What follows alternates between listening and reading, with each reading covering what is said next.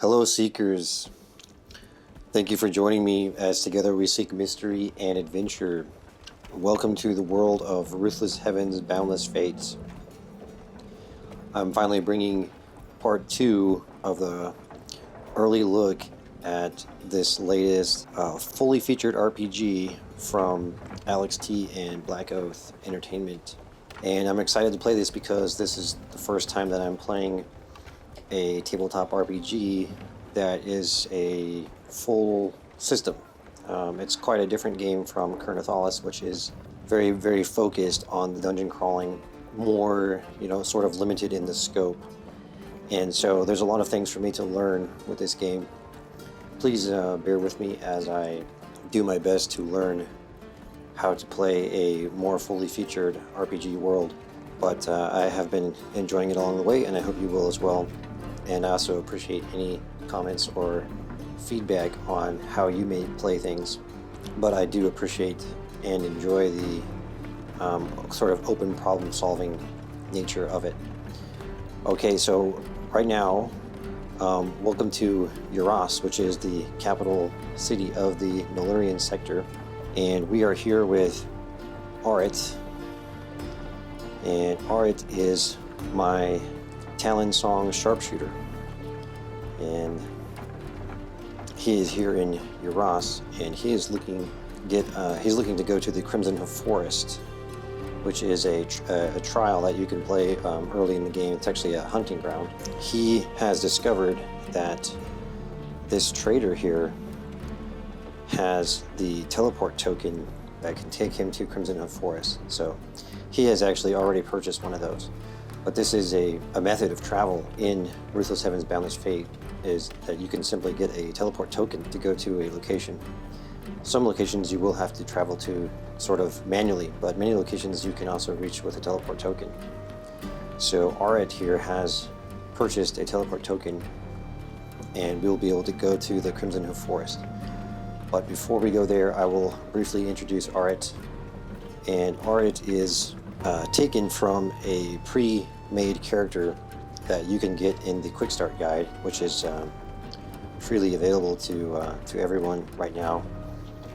And in the Quick Start guide, you have, I believe, 4 pre-made characters, and Arit is just a slight modification of one of those characters. There is a Talon Song character in there named Mara, I believe. And so I just changed this around a little bit to fit this this token that I wanted to use. But one thing about Arit is that he has already completed the first trial, which is known as Irakos, the Forge. And in that trial, he is challenged through a number of different things, a lot of different skill checks and also combat. The main point of that trial is that you can get a living weapon. So we can see here that he now has the living longbow. This is a weapon that anyone can get by completing this trial, which is really one of the first things that is recommended to do as you start the game. We have the living longbow here, which has a D8 piercing damage, and this longbow has a personality because it's a living weapon. So your living weapon has a personality, and it also can acquire special traits, up to 5 special traits, although don't quote me on that. But typically getting a special trait will require a certain amount of item collection and effort on your part to get that. And some of the traits may not take a long time to complete, but some traits can be quite difficult to get. Now, the personality of the glutton is that this weapon is constantly hungry, so it's always looking to be upgraded, and it's always looking for the materials and special items that it needs in order to be upgraded. And so the trait that I have given it is the devouring trait, which I think also fits with the whole thing of the glutton, because this weapon is constantly looking to devour things. And this to me is a super cool part of this game, that you can sort of roleplay this living weapon, and it's actually quite a lot of fun. Now, for the purposes of this gameplay and combat example, I went ahead and gave the devouring trait to the longbow here, but I did not actually have the required materials. I would have been required to go probably on some adventures and different things to find those materials, but I went ahead and applied those and applied the trait. So what the trait does is that you can recover D10 hit points when you kill an enemy. So when you defeat an enemy, you can roll a d10 and get some hit points, and that is the devouring nature of the weapon. So it's extending that power to you. But one thing that does is your competence rating is increased, and as this rating increases, you actually have to apply a sort of level adaptation to your enemies to increase their power. The first threshold of this really doesn't kick in until you have around, I believe, a competence of 9 or 10. So at a competence of 2, it's not going to change anything for us yet. So another thing that you'll notice is that R8 is level 3, and I've found that getting Essence, which is kind of the game's experience, at least in the beginning, is it's quite fast to level up. You don't need a lot of Essence to reach your first few level ups. Character progression generally is quite detailed and quick in the game, and I'm sure it will get much longer as you get to higher levels, but the game already has 50 levels mapped out, so there's a long way to go to progress your character, so there's a lot of room for that. If you enjoy character progression, I think you're going to find a lot of things here, and it's already been quite fun how much progression that has happened just in the short time that I've used Arit. And so one thing that I've done is I've increased his strength by 1 point, so he now has a +1 modifier, and I went ahead and increased his dexterity by 1 more point, moving his modifier from +4 to a +5. And I also increased his hit points by 1 point, and I increased his fortitude saving throw by 1 point because he initially had a 0. What else I was able to do from his level up is you are able to put points into your skills. What I did is that I put both of his level up points from level 2 and then to level 3 into Quickfire, and what that does is it's a +1 damage each time. So right now Quickfire has +2 damage. What Quickfire allows Art to do is to use a free action to go ahead and make an attack with a ranged weapon. So you can imagine sort of like 2 Quickfires. You have one fire of the bow with your standard attack, and then you have a second free action that gives you another attack. So it's a very fun ability and something that I already used quite a bit in the Forge. And then he also has aim ability, which allows you to have a guaranteed critical hit on your next attack. He has tactical awareness, which gives you an advantage on your next action, probably like your next skill check. You'll have an advantage in combat, of course. And then another very cool ability that he has is portal, so he can actually open a portal and then he can travel through that portal, and he is the only one who can use it. No monster can follow you through that portal, and that portal will remain open for 5 rounds, and this is a very cool ability. Now, one thing to note about this ability and also about aim is that it is a pulsating usage, which means that it can only be used 1 time per encounter, so you need to be very careful on when and where you decide to use this. So that's sort of a general introduction to Arit there, and he has some items, and I've put here that he has the teleport token for the Crimson Hoof Forest, which is where we're going to be going. Arit is going to go ahead and use that teleport token, and then we are going to arrive in the Crimson Hoof Forest. Welcome to the Crimson Hoof Forest. So Arit is here now. He is looking at this beautiful forest that's full of animals and trees. We are here in the first hex. You will arrive in this hex if you go to the Crimson Hoof Forest hunting ground. So let's learn a little bit about this hunting ground here. So the Crimson Hoof Forest is a vast and mysterious woodland that covers a large portion of planet Pharos' surface. The forest is named after the large population of crimson hoof deer that can be found within it, but it is home to a variety of exotic and dangerous creatures as well, some of which are endemic to the forest, and some of which have been introduced by explorers, settlers, or invaders. The forest is also rich in natural resources such as herbs, fruits, minerals, and crystals, which attract adventurers, traders, and researchers. Weather is kept at a comfortable 20 degrees Celsius, with the occasional rain, making it an easy place to camp at, despite the dangers that lurk in it. So all in all, it's a fairly inviting place, and not too harsh, but it certainly does have its fair share of powerful creatures, and being that it is a hunting ground, the primary purpose is going to be probably to harvest those creatures. So another thing here is that it says that you will typically not find very many people in this forest because the Ruthless Heavens tightly controls how many people come here. So much as with hunting in real life, there are controlled numbers of people that are allowed to hunt. So what about exploring the forest? Well, the forest is in a forested area, obviously, and we are going to use some of the rules from Chapter 4 for exploration, but we also have some other special rules as well that are detailed here in this mini adventure. So each time that we enter a new hex, we're going to make an encounter check, and we're going to roll a d12, and if we have a 1, that is going to cause us to have a roll on the encounters table. Now, the encounters table here is primarily focused around hunting and combat. As you'll see, if you have seen my preview video of Ruthless Heavens, Boundless Fate, you will see that there are many different types of encounters. They're not all necessarily combat, and there's many different ways to generate how those encounters will play out. But here we have something that is a little bit more pre-made and predefined for us, and typically these encounters are going to initiate combat. We should go ahead and have an encounter check here in the first hex. So right now we're going to roll d12 to see if we have an encounter in this hex 1. And we have rolled a 6, so for now we will not have an encounter. So let's detail hex 1.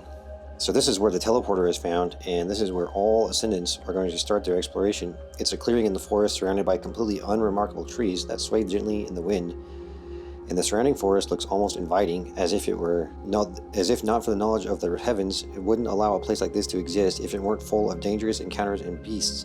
So ascendants wanting to leave the Crimson Hoof Forest must return here and use the teleporter to head back to where they came from. So yes, that's one thing about the Ruthless Heavens, is that they are constantly trying to encourage, especially initiates like Arit, to increase their powers, because they are sort of focused on the cultivation of the most cultivated and powerful beings. So the heavens are constantly directing things in that way. Okay, so there is nothing else remarkable and no encounter for now, so we're going to be moving on into Hex 2. So we'll now move on into Hex 2. This is going to complete a full day cycle here as we move out of Hex 1 into Hex 2. And one thing that is special about your character, which is known as an Ascendant, is that they are not as weak as your typical human, so there are a lot of things that they don't really need to do, and they only need a very limited amount of rest and food and things like that. And so really things like rations and water are not really required to be tracked. Now, I do have some rations in Arit's inventory, but I'm actually not entirely sure what they are for. I believe maybe that you could eat them to assist with healing, or maybe if there are some events that you come across, you could give the rations to someone else, or they might possibly be used in some special checks or things like that. Or you could possibly combine them with other items, because the game does have an extensive crafting and alchemy system. So I think that's probably what they're used for, but as they are, your Ascendant does not really need them. And simply what they do for a camp is they just take a couple hours of relaxation, and they also have a meditation. Typically, you only need to meditate when there is a specific reason that has directed you to do that, or when you have gained experience.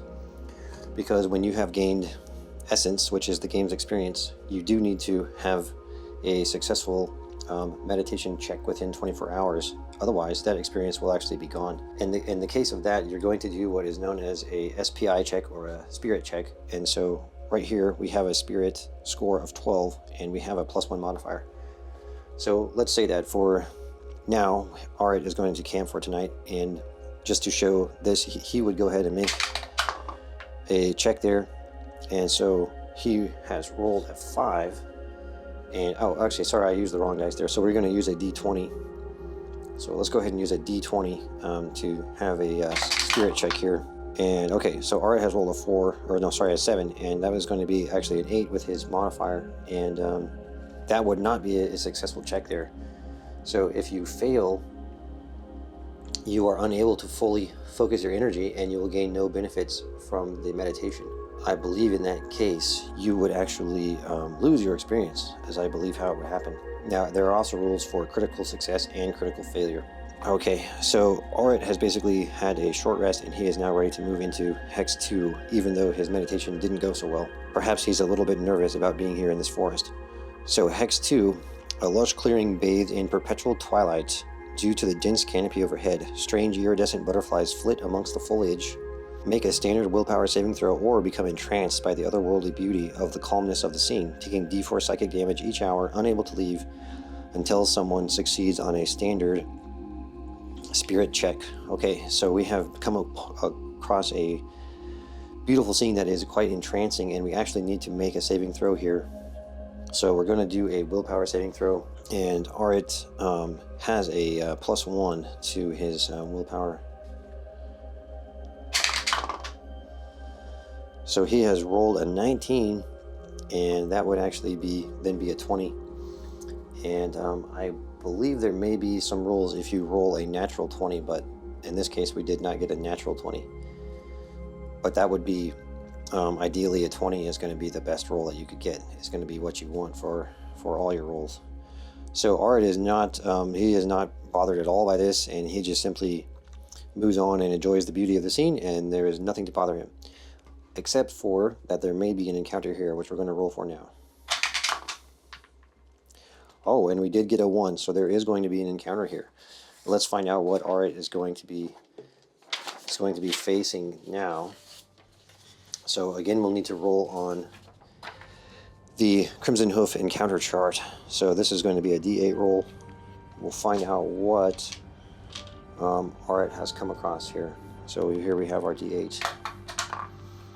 And we have rolled a 2, so he has come across an Ascendant. So this is going to be another Ascendant. So the Ascendant is a warrior climbing the path of ascendancy, always on the look for new opportunities to increase their power and deepen their cultivation. Now in this case, this is a little bit of a special case here, because an Ascendant is somebody just like us, and they may not necessarily be looking for a fight. So I think in this case we may want to consult our GM tools that we have. Now Alex has included some quite extensive GM tools if you are playing this game solo, and this is going to help you determine what kind of encounter you will have. And it's more applicable especially to situations where we are facing or where we are not in a pre-generated, pre-made adventure, but in this case we are, but still we can be using it here as well. So I think what we'll do here is we're going to roll to determine what type of encounter we have here. So we already know that we have an encounter, so we can roll a d8 to determine what type it's going to be. So we have rolled a 7. So this is going to be a friendly encounter, and that is a good thing, because really I do not want to fight a fellow Ascendant, at least not right now. I don't have any reason to do so. So in the case of something friendly, what should we do here? Okay, so I believe what we'll do here is we'll roll on the action and theme table. So this is quite exciting because it's not something that I have really ever done before. And so I am really learning as I go here about this, and maybe we are going to have quite an interesting encounter here. So let's see, we're going to need to do a D100 roll to determine the sort of action that this Ascendant is engaged in. So we have rolled a 54, and 54 says deliver. So maybe this Ascendant is delivering something. And we'll need to combine that with a theme that will give us some more information about this possible delivery that's going on. And we have rolled a 23, which is wishes. So he or she is delivering wishes. Maybe they have an item that someone in this forest has been wishing for, and they are now delivering that item, or they are in the process of trying to harvest or collect that item that someone is wishing for so that they can deliver it to them. And actually that makes a lot of sense, seeing as that the forest is a hunting ground, and typically people, characters are going to be here in order to try to harvest something and deliver that something to another place or something that they wish for. So that could make some sense there. Now, how could we go further with this? So here we can learn a little bit more about our NPC. So let's roll on these charts here and see what we get. So right now we'll roll on the D12 to see their reaction to meeting us. So we're going to roll a 5, so they are actually angered. Now we know that at least initially they are not hostile, they are friendly to us, but for some reason they are angered. And let's roll on the gender and age. So we'll go ahead and roll 2d6 for the gender and age. And we'll use the white die for the gender and the black die for the age. So this character has an androgynous appearance, and the age is young, so they are quite young. And now let's look at the nature of their character. This is going to be a d10 roll here. And this is an 8, so they are friendly. Even though they are angered, they are friendly. So let's see, what are they currently doing right now? This is going to be a d20 roll. And we have rolled a 12, so right now they are resting. Okay, maybe that's why they're angered, because maybe we have bothered their rest, or maybe they were resting because they were waiting for a certain beast to enter their area, and now because of us walking through the area, we have possibly stirred up that beast.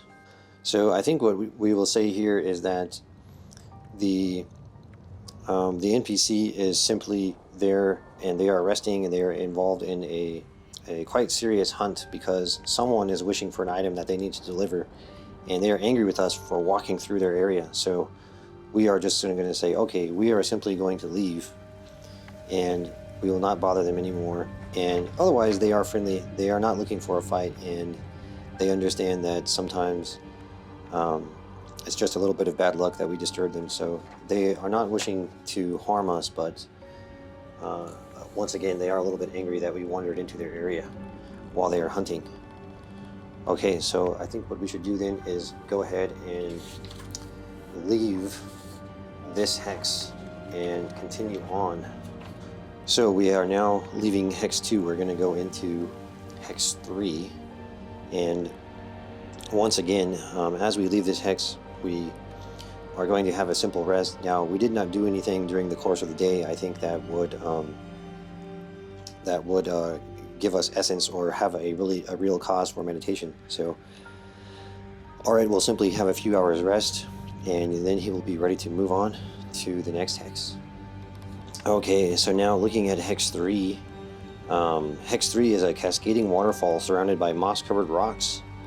The rushing water emits an eerie whispering noise that somehow causes sounds to travel better here, granting a +2 bonus to hearing-based perception checks within 100 meters. Hidden behind the falls is a secret grotto containing a shrine to an unknown nature deity, but finding it requires a standard spirit check. Atop the shrine there is a small offering, a single glass flask with a nebulous mass shimmering within. So if we can pass a spirit check here, we can make our way behind this waterfall and find this beautiful glass flask here.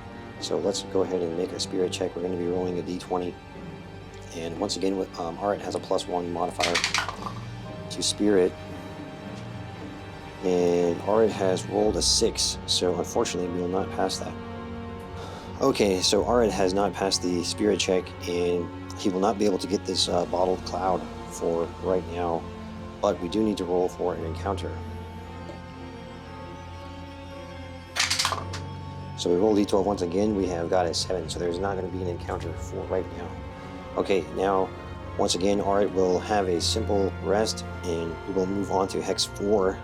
So now hex 4, the charred remains of a large wyvern lie amidst broken trees. A single scorched claw remains intact, and it can be used as an improvised weapon, but it will break after d4 attacks. Characters are forced to make a standard fortitude saving throw or be overcome by the lingering stench, suffering disadvantage on constitution checks for 1 hour. Okay, now I believe in this case I am not going to take the improvised weapon because for one, it's sort of a throwaway breakable weapon, but two, this weapon uses a strength. It's based on strength, and Art uses weapons based on dexterity, and obviously with his high dexterity, that is the kind of weapons that he would prefer to use. So I am not really interested in taking that, but we are now going to need to make a fortitude saving throw. So let's do that.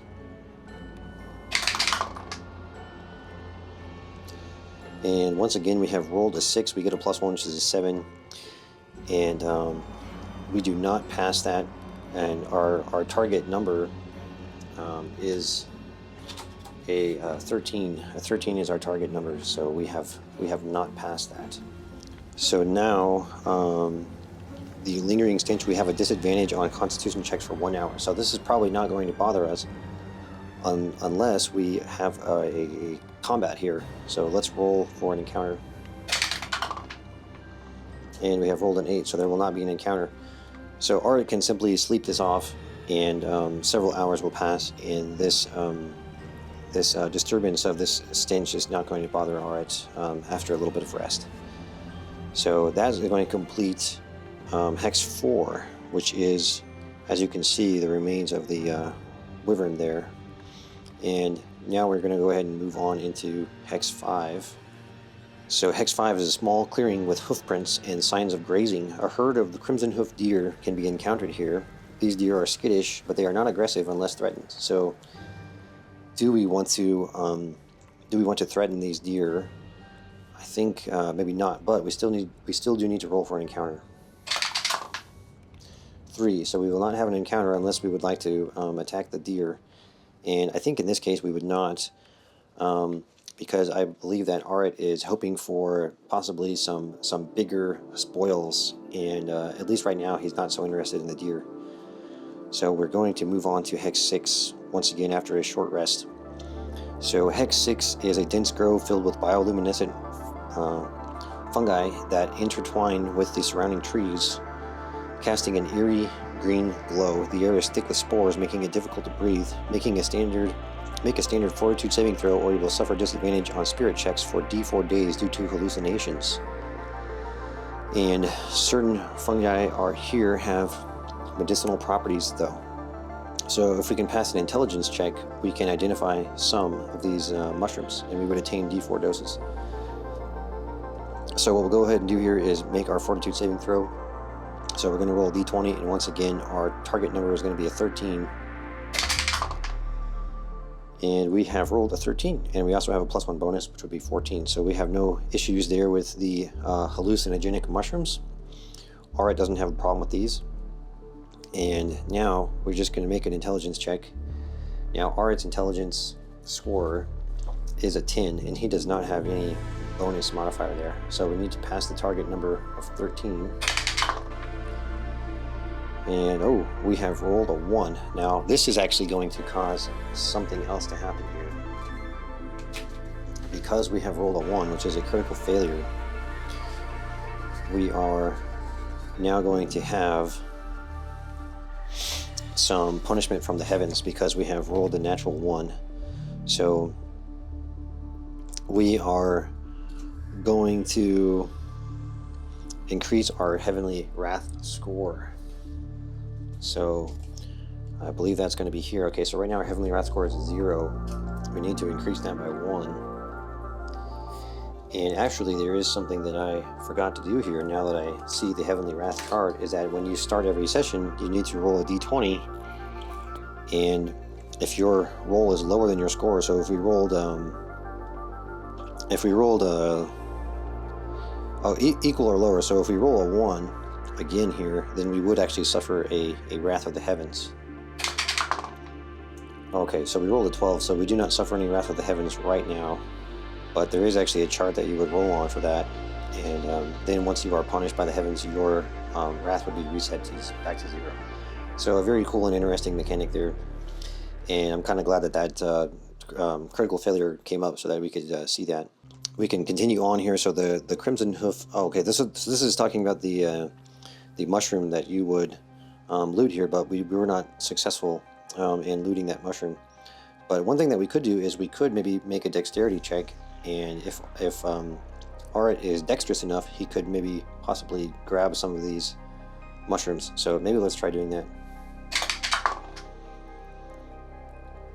So that is going to be a 16, and then with our bonus, that is 21. So we'll say that maybe Arit doesn't understand these mushrooms, but he was able to dexterously cut a few mushrooms out and preserve them. So possibly he can talk to someone later on, and that person could actually identify these mushrooms for him, because right now he doesn't know if they're poisonous or not, so he's not going to eat them. We'll roll a d4 to determine how many of these that he actually has. So he was able to harvest 2 of these.